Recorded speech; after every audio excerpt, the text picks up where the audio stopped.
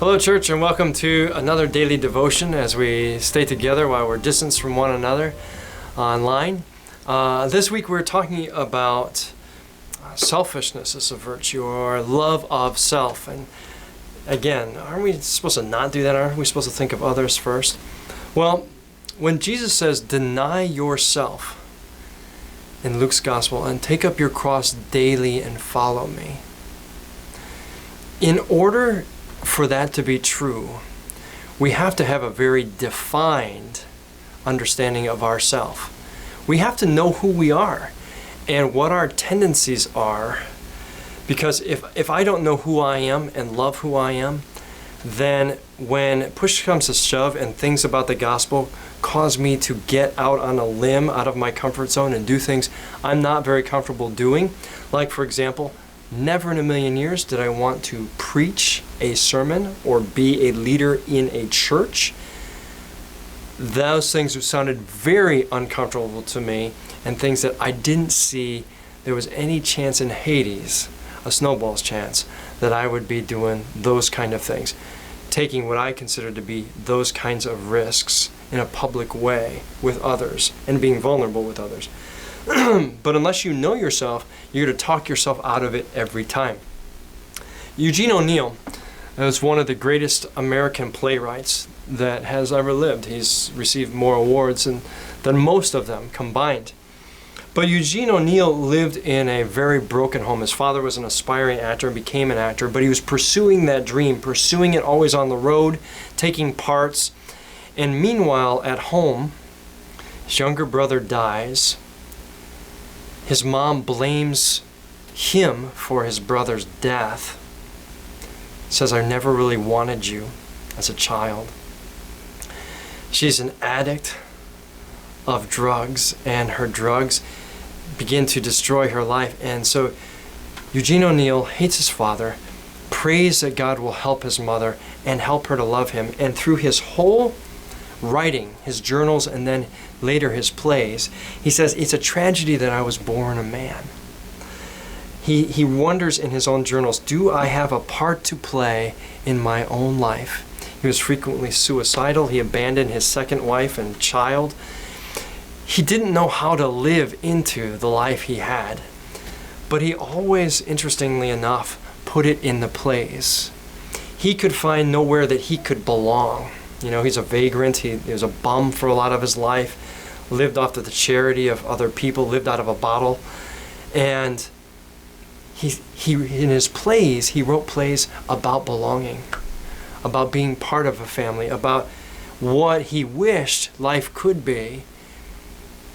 But because he couldn't break out of his own self-loathing, find some meaning in his own life for himself, his catharsis, his way out was to write and create these images, these plays where people did fit in, where people did work through their conflicts.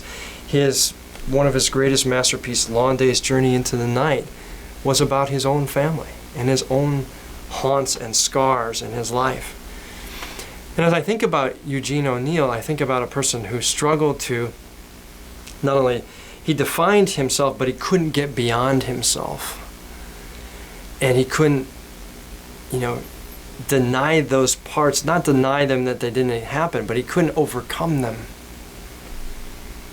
And if you read his journals, he prayed mightily to God, but then he became disillusioned that God just didn't care about him, because so much pain existed in his life, and really his plays were his outlet.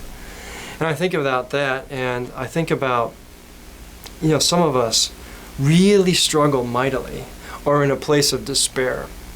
And calling some of you during this COVID-19 pandemic, some of you said, just so dang lonely. It's okay for you. You've got kids, you got a wife. I'm by myself. I don't see my kids. They might come by at the window, but we're not, maybe we're walking once a week. Or I'm living at a nursing home and they put my tray down at my door and nobody, everybody's afraid of everybody because they don't want to catch this thing. And I feel like I'm just waiting to die. How do I carry my cross when I feel like I don't have a chance to get out from this pain, this stuckness. And that's a great place of wrestling. How do we find ways to break through, to encourage each other, to say that this journey, Jesus doesn't say it's going to be roses. It's going to be tough. It's going to be harder than if you didn't know me. I take that to mean. Life is going to have more challenges, but the rewards both in this life and the next are things that money can't buy.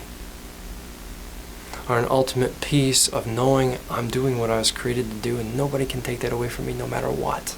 No virus, no dictator, no nothing. No wars. Nothing can take that from me. That peace beyond all understanding and meaning. And I'm always grounded in my Savior no matter what. Both now and eternally. This relationship is stronger than anything I've got. That might not sound like enough to some of you, but if you're living in it, if it's a part of everything that you are, then you'll know what I'm talking about. There's nothing that you can't face or overcome if you know who you are in God's eyes and in your own.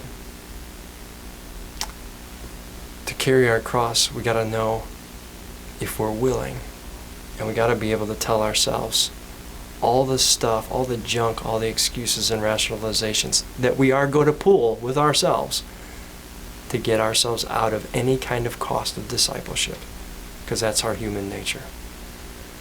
But don't talk yourself out of it. Every time God tells you to jump and you say, every time God says to go and you say, force yourself back to that place of the Spirit and ask yourself, why am I reluctant? What's holding me back? And can I let God have it? Amen.